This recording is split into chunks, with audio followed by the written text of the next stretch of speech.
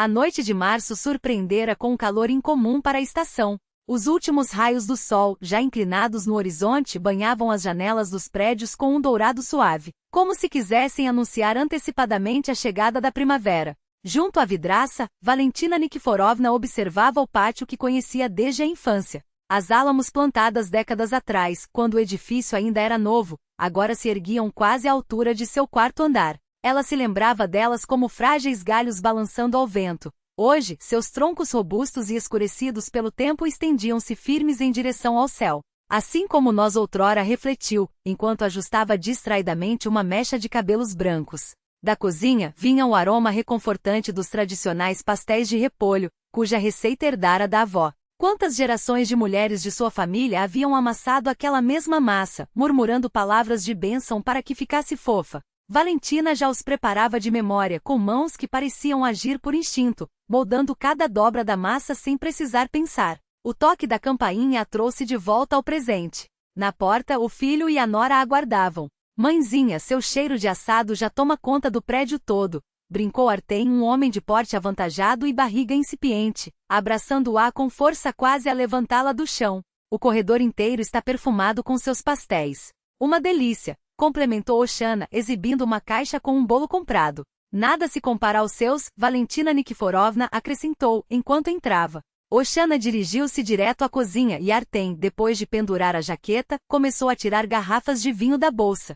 Que vinho elegante, filho, comentou Valentina, observando o rótulo. Não precisava gastar tanto. Bobagem, mãe. Não é todo dia que a gente consegue uma vaga num lugar tão bom para você. Foi uma sorte danada conseguir essa reserva, respondeu ele, enquanto Oxana mencionava. A Galka ligou. Eles já estão a caminho, só presos no trânsito. Valentina assentiu e voltou à cozinha, onde a mesa festiva estava quase pronta. O conjunto de louça fina, comprado nos anos 1980 para celebrar a mudança, ocupava lugar de destaque. A porcelana delicada, decorada com flores azuis, a transportava de volta aos tempos em que ela e Georgi haviam recebido aquelas chaves, com os filhos ainda pequenos.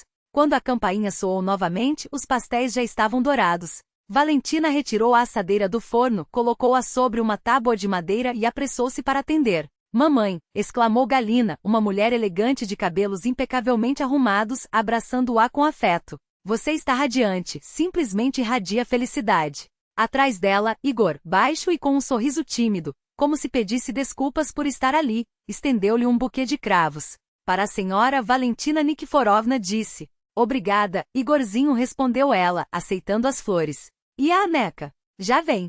Teve uns compromissos na faculdade e se atrasou um pouco, explicou Galina, ajudando o marido a tirar o casaco. Ela ligou dizendo que chega em 20 minutos. Valentina notou um olhar rápido entre o casal, algo indistinto, preocupação talvez ou um segredo não dito. Pouco depois, todos se reuniram à mesa. Oxana serviu os pastéis, Artem encheu as taças.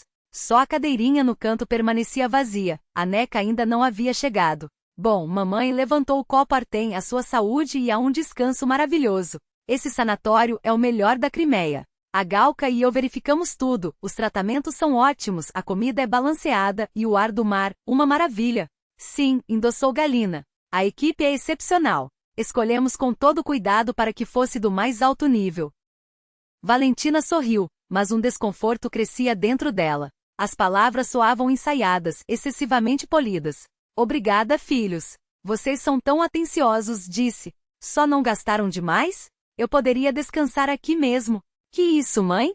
Reagiu Artem. Nada é demais para você. Passou a vida se dedicando a nós, agora é nossa vez de retribuir. O toque da campainha interrompeu a conversa. Era a Neca, corada pela pressa, cabelos desalinhados e um olhar estranhamente assustado. Vovó, lançou-se nos braços de Valentina. Desculpe o atraso. Não se preocupe, querida, acabamos de começar, respondeu ela, afagando-lhe a cabeça. Sente-se, os pastéis ainda estão quentes. A Neca ocupou seu lugar, mas mal tocou na comida. Movia o garfo distraidamente pelo prato, lançando olhares furtivos aos pais. Como vão as coisas na faculdade, minha filha? Perguntou Valentina, tentando aliviar a tensão no ar. Tudo bem, respondeu a neta, sem erguer os olhos. Vovó, você não esqueceu de separar os documentos para o sanatório? Perguntou Galina de repente. Passaporte, carteira de saúde, os exames. Tudo certinho? Claro, filha. Já organizei tudo numa pasta. E os remédios? Não vai esquecer de tomar, hein? Interferiu Oxana, servindo-se de salada. Lembra da última vez? Você esqueceu da pressão, e nós quase tivemos um susto. Valentina olhou a surpresa. Não me recordo disso, Oxaninha. Sempre cuidei direitinho da minha saúde. Como não? Oxana trocou um olhar com o marido. No aniversário do Artem em janeiro, você mesma comentou que tinha esquecido. Um silêncio constrangedor se instalou. Valentina franziu a testa tentando resgatar a memória. Isso nunca aconteceu, afirmou, certa de si. Sua memória sempre fora impecável. Até Georgi se admirava de como ela guardava cada detalhe de suas vidas. Vê, mamãe? Até isso você esqueceu, disse Artem, pousando a mão em seu ombro com delicadeza. Não é nada grave, com a idade isso acontece. O importante é que estamos aqui para cuidar de você. Igor, que até então comia em silêncio, tossiu abruptamente, como se algo lhe tivesse ido pela garganta errada. Galina lançou-lhe um olhar severo. Vamos brindar a nossa mãe, propôs Galina, erguendo a taça. Que esse descanso lhe traga saúde e bem-estar. Todos acompanharam o brinde, menos a Neca, que apenas molhou os lábios no vinho, sem tirar os olhos da avó. Valentina captou naquele olhar algo parecido com desespero. A ceia prosseguiu. Os filhos, alternando-se, descreviam as maravilhas do sanatório, a vista do quarto, a competência dos médicos, os passeios à beira-mar. Quanto mais ouvia, mais a inquietação de Valentina crescia. Havia algo de forçado naquele entusiasmo, como se estivessem vendendo uma ideia. Vovó, posso falar com você um instante? Pediu a Neca de repente, levantando-se. Quero mostrar uma coisa. Saíram para o corredor. A jovem parecia abalada, mas determinada. Vovó, eu preciso. A Neca chamou Galina da sala. Você não poderia me ajudar com a sobremesa? A neta estremeceu, mordeu o lábio e respondeu, já vou, mãe. Depois, apertando a mão da avó, sussurrou, fique atenta. A noite chegava ao fim.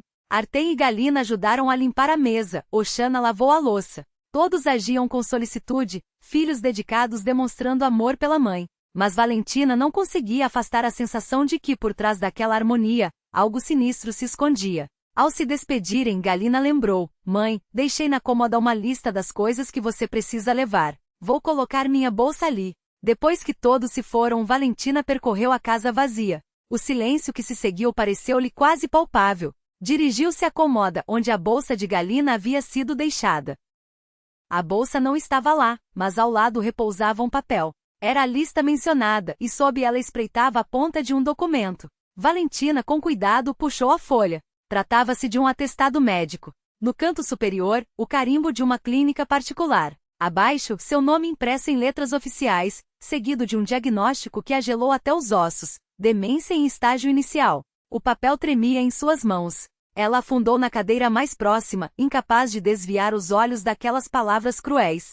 O que aquilo significava? Por que um atestado com seu nome, se jamais havia pisado naquela clínica?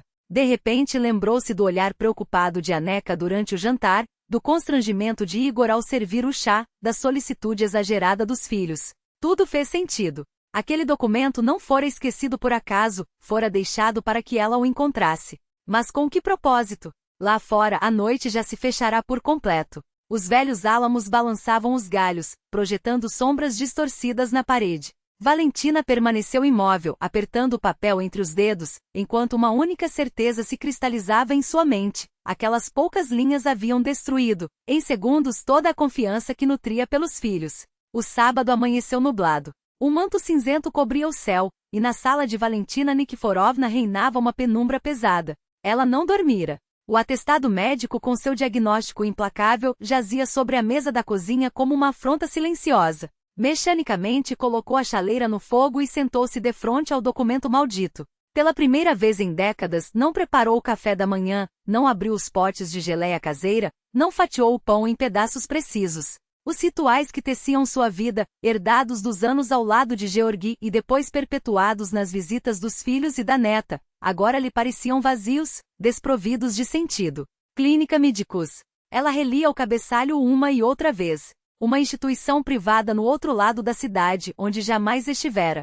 O carimbo parecia autêntico, a assinatura do médico larga e segura, não deixava dúvidas. Seria possível que um profissional juramentado pelo juramento de Hipócrates diagnosticasse uma pessoa que nunca examinou? O apito estridente da chaleira a arrancou do torpor. Valentina levantou-se, encheu uma xícara com água fervente, mas não chegou a preparar o chá. Água quente. Era tudo de que precisava naquele momento, algo simples, tangível, real. Dirigiu-se à sala onde, na parede, fotografias emolduradas contavam a história de sua família. Ali estava ela com Georgi no dia do casamento, uma jovem pós-graduanda em economia e um engenheiro promissor, que se conheceram em um baile no Clube dos Energetistas.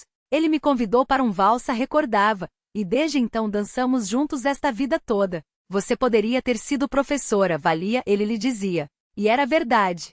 Seu orientador academicista previra um futuro brilhante, oferecendo-lhe uma vaga na cadeira após a defesa da tese. Mas então chegou Artyom, e 3 anos depois Galina. Valentina escolheu a família, transferindo-se para o departamento de planejamento regional, com horários mais flexíveis e próximo de casa. As crianças são mais importantes que a carreira, responderá Georgi, que tentará dissuadi-la de abandonar a academia. As crianças.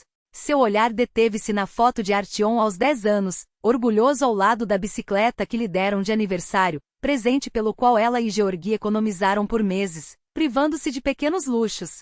Ao lado, Galina no vestido de formatura, encomendado sob medida em um ateliê caro. Tudo pelos filhos. Esse lema definirá sua existência. Nunca se arrependera. Nem quando venderam a Dacha, a pequena casa de campo herdada dos pais, aconchegante e cheia de memórias, para salvar Artyom de um crédito mal calculado que quase o deixou na rua com a esposa e o bebê. Mãe, me ajude, juro que é a última vez, suplicara ele, ali mesmo, naquela sala. E ela ajudara. A Dacha fora vendida por um valor irrisório, o mercado imobiliário não estava favorável, mas Artyom estava salvo. Última vez que se estendeu por anos de pedidos constantes de dinheiro. Valentina aproximou-se da cômoda e abriu a gaveta inferior. Sob uma pilha de toalhas, guardava uma caixa de madeira de mogno, presente de Georgi pelo 30º aniversário de casamento. Lá estavam suas poucas joias, as alianças, um broche herdado da avó, algumas cartas e a agenda do marido. Nos últimos meses de vida, Georgi escrevia nela com frequência, sem mostrar à esposa.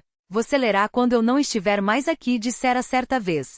Por 3 anos, ela resistira a abrir aquela agenda. Mas agora era a hora. Com mãos trêmulas, levantou a capa desgastada. A caligrafia de Georgi, com seu característico inclinar das letras, parecia trazer de volta sua presença. Folheou as primeiras páginas, memórias da juventude, reflexões sobre a vida, até deparar-se com um parágrafo que lhe roubou o fôlego. Valia, minha querida Valia, temo partir antes de você, deixando-a sozinha com nossos filhos. Mas eles há muito não são crianças, e sim adultos egoístas e calculistas.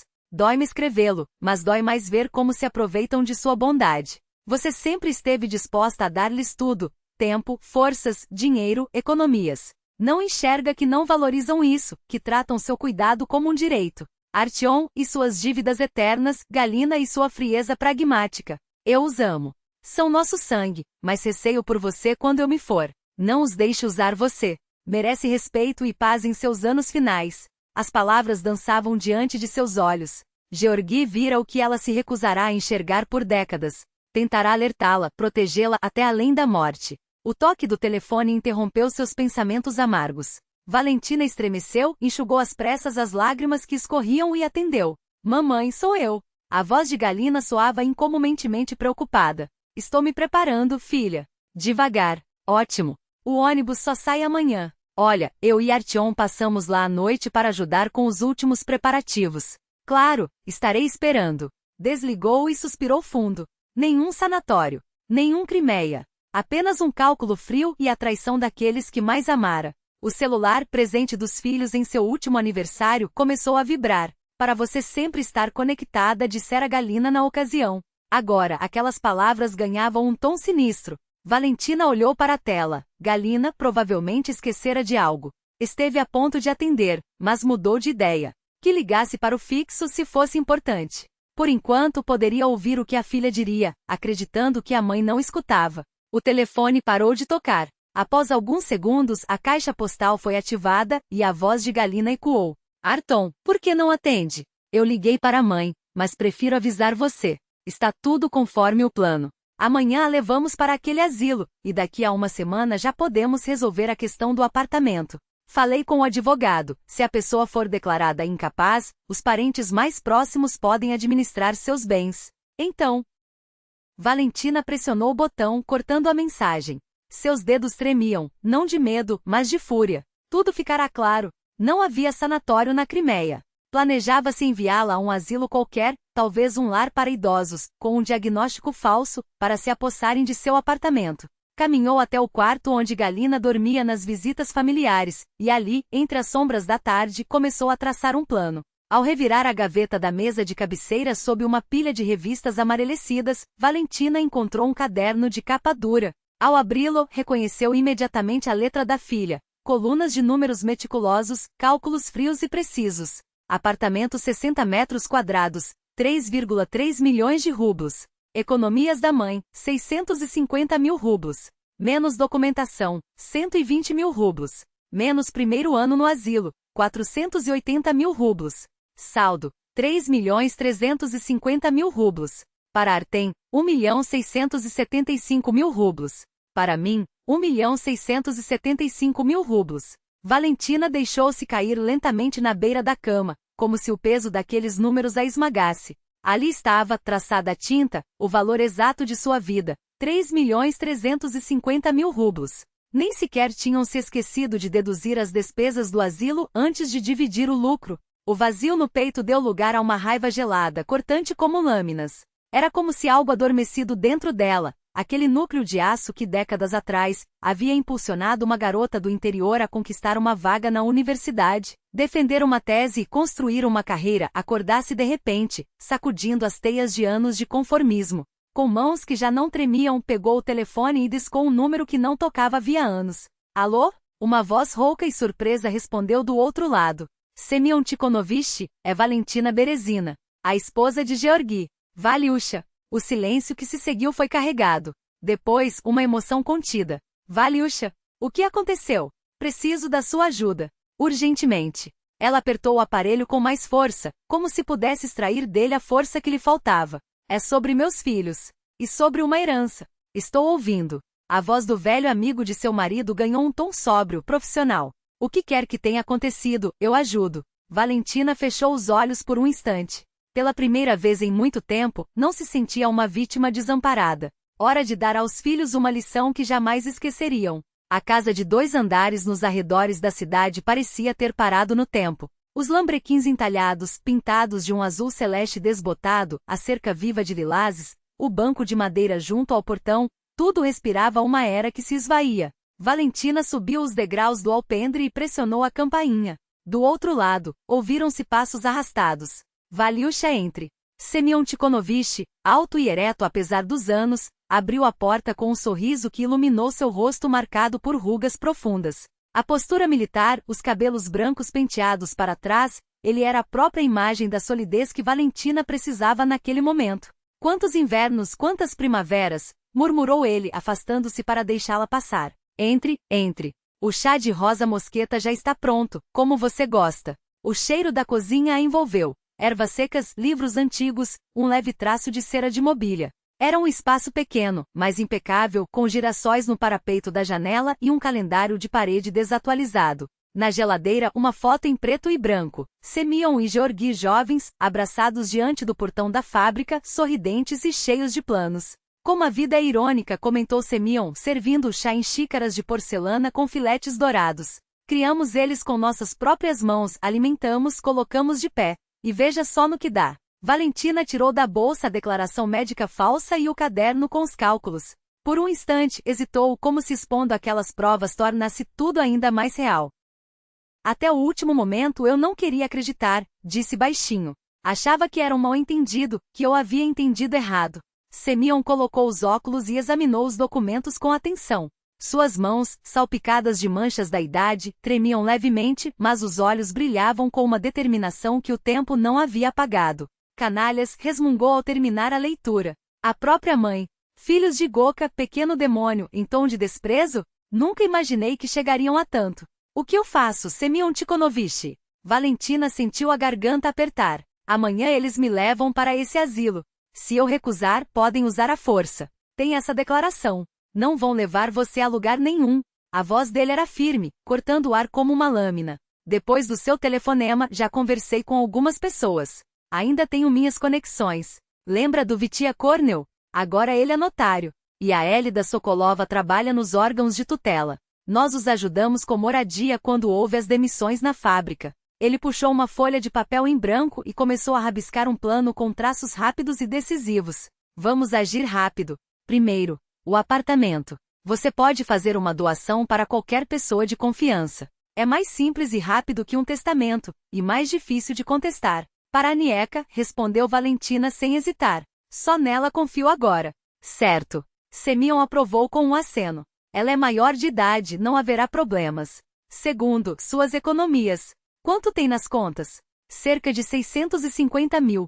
Guardei a aposentadoria e o Georgi deixou um pouco. Esse dinheiro precisa ir para um lugar seguro. Ele ajustou os óculos pensativo. Dirijo um pequeno fundo de caridade para veteranos da fábrica. Podemos registrar como doação e, quando tudo se acalmar, devolvê-lo a você. Valentina olhou para o velho amigo com gratidão. Semyon Tikhonovich sempre fora assim, um rochedo em meio à tempestade, pragmático e leal. E o Artem e a Galina? Eles não vão desistir assim. O que eles podem fazer? Semyon esboçou um sorriso irônico. O apartamento não será mais seu. O dinheiro também. Empurrou a declaração falsa com nojo.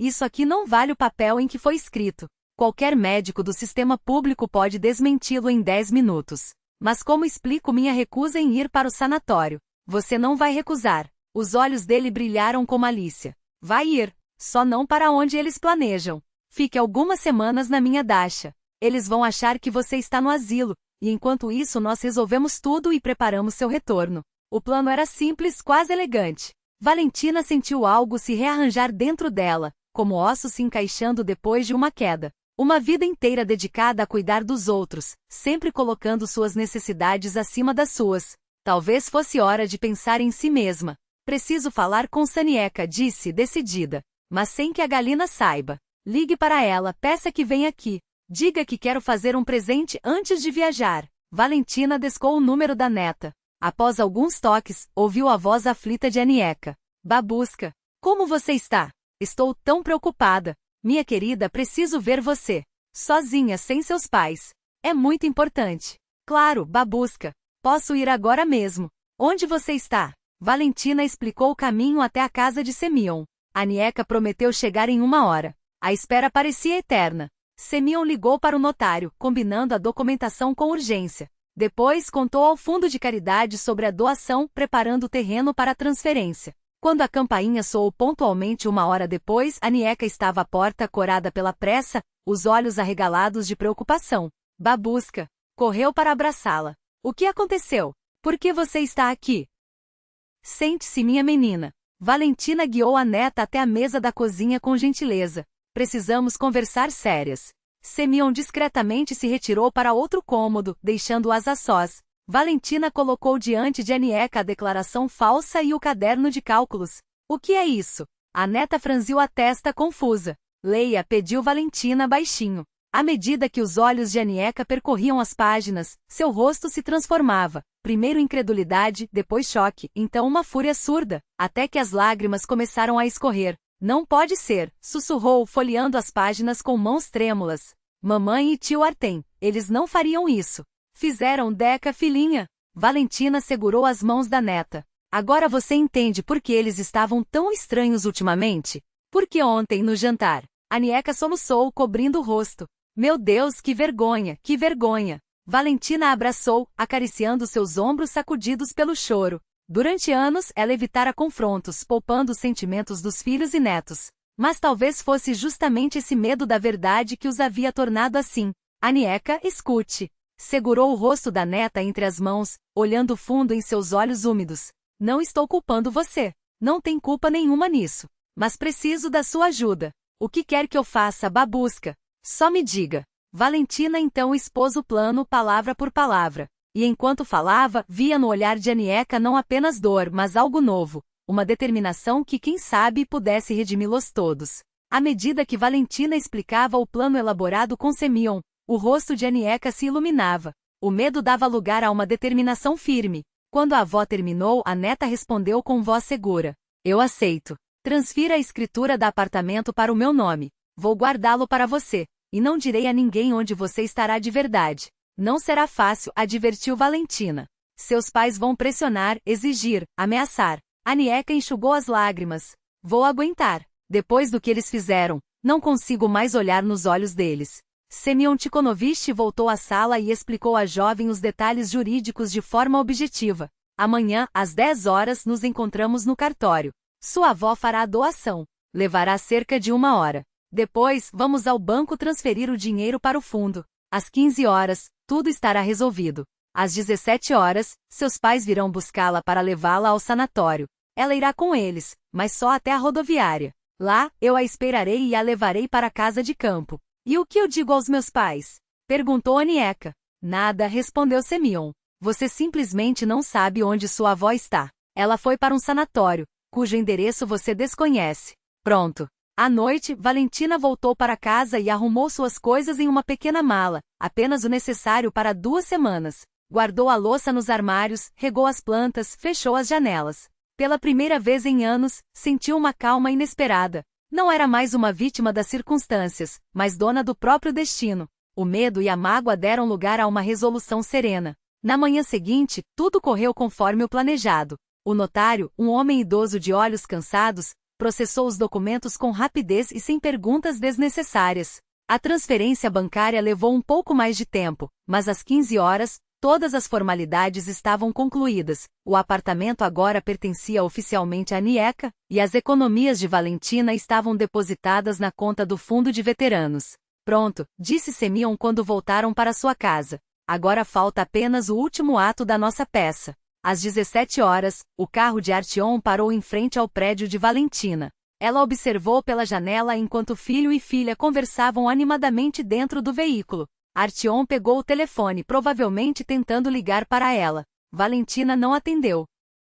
1 minuto depois, eles saíram do carro e se dirigiram ao prédio. A campainha tocou. Valentina abriu a porta, segurando a pequena mala. Mamãe, você está pronta? Galina forçou um sorriso alegre. O ônibus sai em 1 hora. Sim, filhos, estou pronta, respondeu Valentina, com uma calma que não deixava transparecer nem medo nem reprovação. Em sua voz havia apenas a dignidade de quem conhece o próprio valor. Enquanto descia as escadas entre o filho e a filha, pensava que aquela viagem seria, de fato, o início de uma nova vida, mas muito diferente da que eles haviam planejado para ela. Na esquina do prédio, a discreta lada de Semyon Tikhonovich já os aguardava. O plano de fuga entrava em sua fase final. Seu sorriso não tinha calor. E como vocês pretendem provar isso? Perguntou Valentina, com uma voz que cortava o ar como uma lâmina gelada. Com aquele atestado falso que compraram de um médico particular? Artyom afundou no assento, como se o peso de suas próprias palavras o esmagasse. Seu rosto adquiriu um tom cinzento, quase terroso.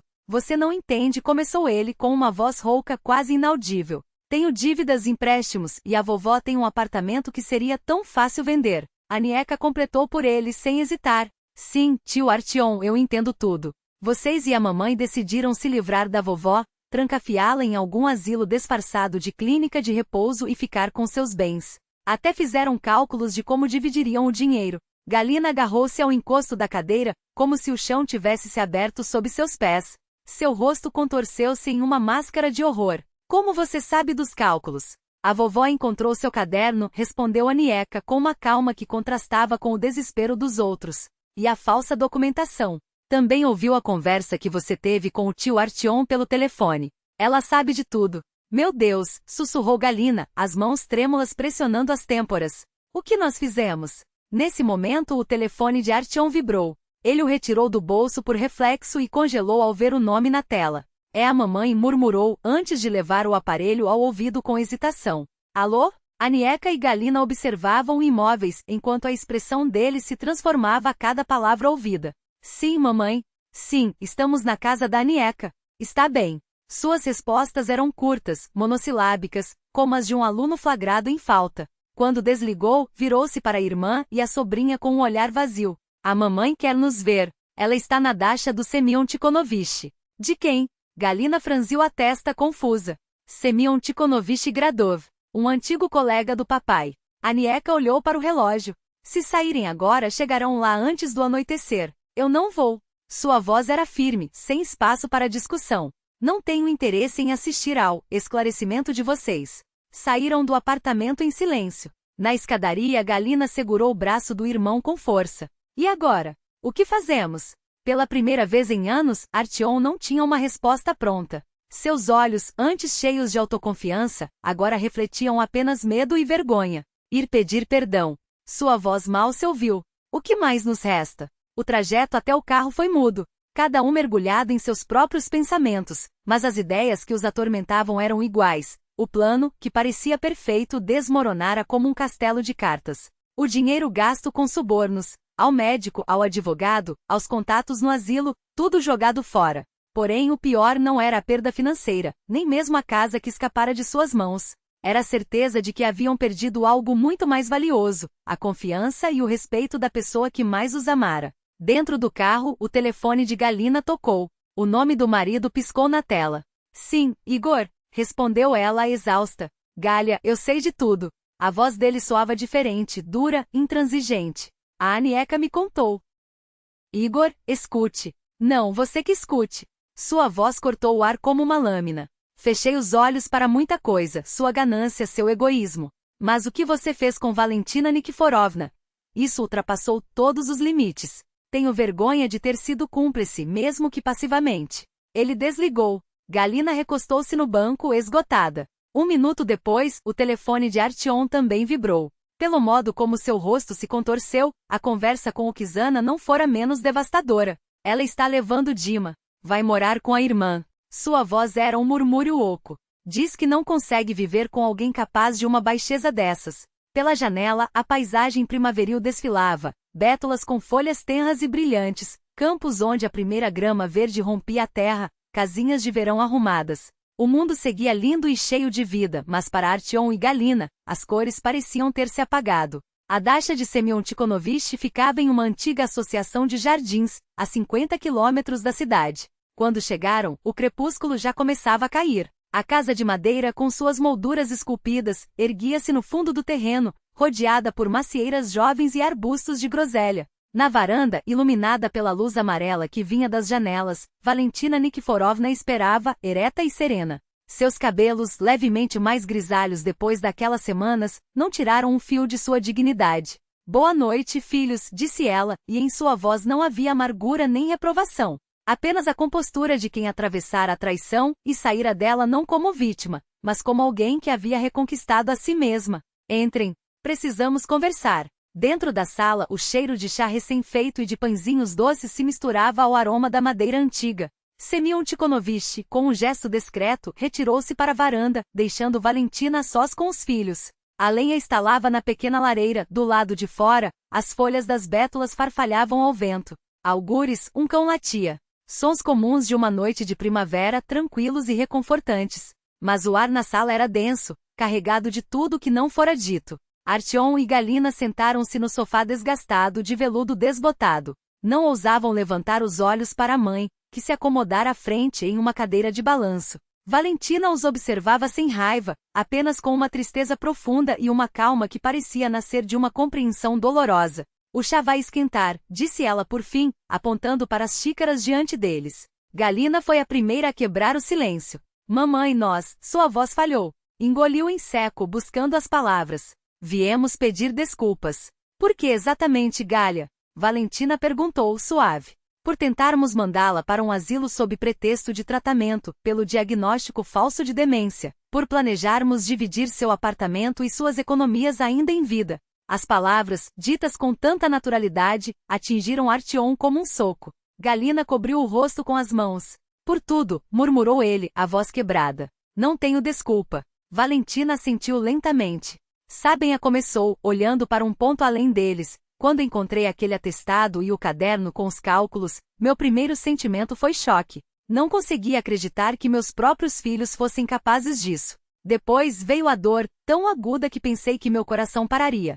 Mas então me lembrei das palavras do pai de vocês. Tirou do bolso da blusa um caderno gasto e abriu-o com cuidado. Georg parecia pressentir algo assim. Escreveu isto pouco antes de morrer. E leu, em voz baixa, as mesmas palavras que semanas antes haviam mudado seu rumo. A cada frase, os rostos de Artyom e Galina empalideciam. Nosso pai pensava isso de nós? Galina sussurrou quando Valentina terminou. Ele via o que eu me recusei a enxergar, respondeu a mãe. Meu amor incondicional por vocês se transformou em fraqueza. Cedi a cada capricho, resolvi cada problema, sacrifiquei meus próprios interesses, e no fim, criei filhos que enxergam na mãe apenas uma fonte de benefícios materiais. Não, mamãe, não é assim. Galina protestou desesperada. Nós a amamos. O amor não tenta se livrar de alguém para ficar com seus bens, Valentina retrucou serena. O amor não fabrica diagnósticos. O amor respeita. Aceita. O silêncio voltou a reinar, quebrado apenas pelo estalar das brasas na lareira. Lá fora a noite caía, e Semyon Tikhonovich, aparecendo por um instante na porta, acendeu uma antiga lâmpada a querosene, banhando a sala em uma luz dourada e tremula. Pensei muito no que fazer, Valentina retomou. Muitos me aconselharam a processá-los por fraude e falsificação de documentos. Tinha provas mais do que suficientes. Artyom e Galina trocaram um olhar aterrorizado, mas ela abanou a cabeça. Não fiz isso. Não porque os perdoei. Ainda estamos longe disso, mas porque vocês são meus filhos por mais que tenham agido. E também porque parte da culpa é minha. Sua? Artyom levantou a cabeça, surpreso. Em que, mamãe? Em não ter ensinado a vocês, continuou ela com uma firmeza que não admitia interrupções, que o valor de uma pessoa não está no que ela possui, mas em quem ela é. Sempre estive ao lado de vocês com a mão estendida para ajudar, continuou Valentina, a voz firme, mas sem rancor. Vendi a Dasha para cobrir suas dívidas da Artyom. Cuidei da Sanieka por anos enquanto vocês, Igor, construíam seus negócios. Vocês se acostumaram a ter uma mãe que sempre ampara, que sempre resolve. E quando envelheci, acharam que tinham o direito de decidir por mim, assim como eu um dia decidi por vocês. Os filhos ficaram em silêncio, abalados por aquela análise serena, mas implacável. Há uma diferença, prosseguiu ela. Eu me sacrifiquei por escolha, por amor. Vocês queriam me sacrificar por conveniência. E nessa diferença está o abismo que nos separa. Galina rompeu em lágrimas. Seus ombros tremiam, e as lágrimas escorriam sem controle. Artyom mantinha a cabeça baixa, os punhos tão apertados que as juntas branqueavam. O que a gente faz agora, mamãe? Conseguiu articular ele finalmente. Como consertar o que fizemos? Valentina observou os filhos, tão adultos, mas tão perdidos. Seu olhar misturava cansaço, tristeza e, apesar de tudo, um amor que nem mesmo a traição havia apagado. Comecem a viver por conta própria, respondeu, simples. Resolvam seus problemas sem esperar que eu apareça para salvar. Respeitem meus limites e minhas decisões. Aprendam a me ver não só como a mãe disposta a tudo por vocês, mas como uma pessoa com seus próprios desejos e direitos. Ela se levantou da poltrona e foi até a janela, onde a noite já se adensava. O apartamento agora é da Neca, e isso não se discute. Vou morar com ela. Foi a única que demonstrou cuidado sincero por mim. Sua voz não deixava margem para negociação. Meus recursos foram doados ao fundo de veteranos que o Semyon Tikhonovich administra. Parte do dinheiro financiará a publicação das memórias do pai de vocês e de seus companheiros. Era um sonho antigo do Georgi. Valentina voltou-se para os filhos. Vocês têm uma escolha. Ou aceitam minhas condições e tentam reconstruir nosso relacionamento em novas bases, ou continuam achando que eu lhes devo algo, e então nossos caminhos se separarão para sempre. Queremos consertar tudo. Galina enxugou as lágrimas, a voz trêmula. É verdade, mamãe? Entendemos o erro horrível que cometemos. Não foi um erro, Galina corrigiu Valentina seca. Foi um crime, e repará-lo exigirá tempo. Palavras não bastarão. Estou pronto para começar hoje, afirmou Artyom firme. O que devemos fazer? Primeiro, reconquistem a confiança de seus cônjuges, respondeu ela. Igor e Oksana se portaram com dignidade, recusando-se a participar de seus esquemas. Depois, aprendam a resolver suas dificuldades financeiras sem minha ajuda. E acima de tudo, provem à Neca que o arrependimento de vocês não é só de fachada. Isso será o mais difícil. 6 meses depois, em uma noite de outubro, o apartamento da Rua Gagarin encheu-se com o aroma de um jantar festivo. A Neca, mais madura e serena, movia-se pela cozinha ao lado da avó. Sobre a mesa reluzia a tradicional pirogue de repolho, a especialidade de Valentina Nikiforovna. Acha que vai dar, vovó? Preocupou-se a Neca arrumando os pratos. Artyom disse que viria com Oksana e Dinka. Dá, não se preocupe, sorriu Valentina, enxugando as mãos no avental. De pirogue nunca é demais. O toque da campainha anunciou os primeiros convidados. Na porta, Galina e Igor seguiam com um buquê de crisântemos outonais e uma caixa de bolo. Entrem, disse a Neca, recebendo-os com uma reserva quase imperceptível. Nos últimos meses, os laços haviam se recomposto, mas uma cautela discreta ainda pairava no ar. Como vão os estudos, filha? Perguntou Igor, tirando os sapatos no corredor. Já definiram onde você fará o estágio? Sim, vou para a escola 15. Eles têm um programa excelente de psicologia para séries iniciais, respondeu a Neca, aceitando as flores. Maravilhoso, murmurou Galina, abraçando a filha com cuidado. Ela havia mudado muito naquele tempo. Perderá peso, seus traços amoleceram, e dos olhos desapareceu a dureza profissional de antes. Pouco depois, chegou Artyom com a família. Oksana, ainda elegante, mas sem um excesso de maquiagem e roupas chamativas, dirigiu-se direto à cozinha para ajudar. Dinka, de 12 anos, contava entusiasmado à avó seus progressos na natação. Quando todos se reuniram à mesa, Valentina percorreu com o olhar sua família. Quanto havia mudado em apenas 6 meses. Artyom conseguirá um novo emprego, menos glamuroso porém estável. Já havia quitado parte das dívidas e pela primeira vez, falava com orgulho de se virar sem auxílio externo. Galina revisara suas prioridades, dedicando mais tempo à família do que ao trabalho. Igor e Oksana, inicialmente distantes, haviam voltado aos lados dos cônjuges ao perceberem seu arrependimento genuíno e a vontade de mudar. Mas a maior transformação estava no modo como os filhos enxergavam a mãe. Agora vinham não para pedir, mas para compartilhar. Pediam conselhos, não soluções. Respeitavam suas opiniões, sem tentar impor as suas. Propõe um brinde, ergueu a taça Artyom. A nossa mãe por sua sabedoria. E hesitou, buscando as palavras, a lição de dignidade que nos deu. Todos levantaram seus copos. Valentina os observava com um sorriso leve. Seu olhar já não carregava desconfiança nem ressentimento, apenas a serenidade de quem finalmente conhecia seu próprio valor. E a Neca, acrescentou Galina, voltando-se para a filha. Por sua honestidade e princípios. Se não fosse por você, mamãe. Vamos apenas cuidar uns dos outros, interrompeu a Neca suave. Do lado de fora folhas amarelas caíam. O vento sussurrava nos velhos álamos. A vida seguia seu curso, mas algo essencial havia se transformado naquela família para sempre. Valentina dirigiu o olhar à foto de Georgi na parede. Parecia que o marido a observava com aprovação e orgulho. Quando o jantar chegava ao fim, Artyom hesitou, como se reunisse coragem para algo. Mamãe finalmente tirou do bolso um envelope. A gente e a Galina pensamos. No próximo mês faz 30 anos da sua defesa de tese. E nós? Estendeu o envelope a Valentina. Encontramos sua orientadora Vera Anatolievna. Ela chefia o departamento de análise econômica agora. Estão organizando uma conferência e gostariam que você fosse uma das homenageadas. Quem sabe até prepare uma palestra.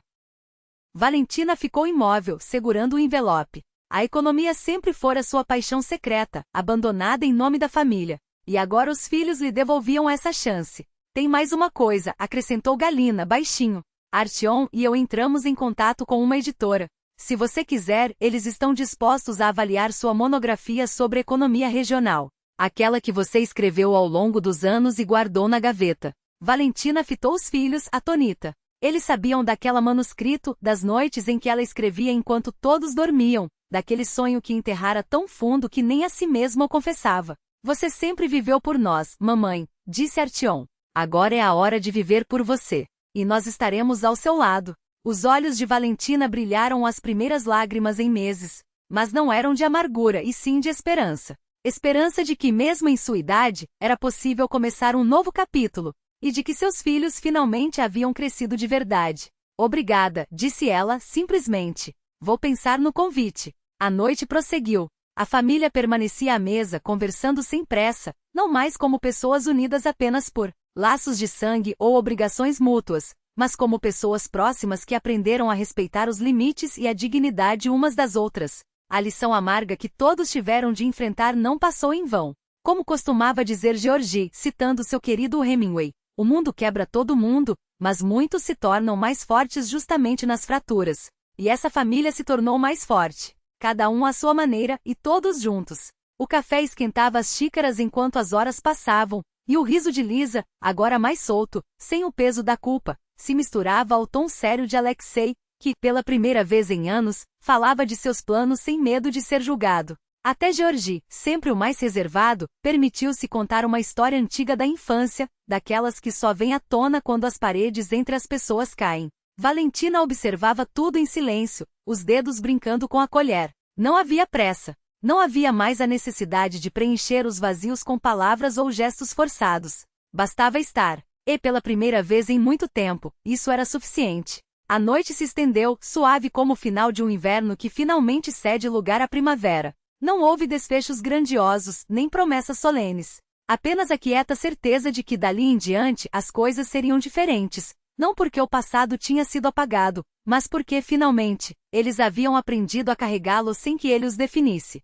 E assim, entre xícaras vazias e sorrisos cansados, a família descobriu que o amor, quando verdadeiro, não é uma prisão. É um lugar onde se pode respirar.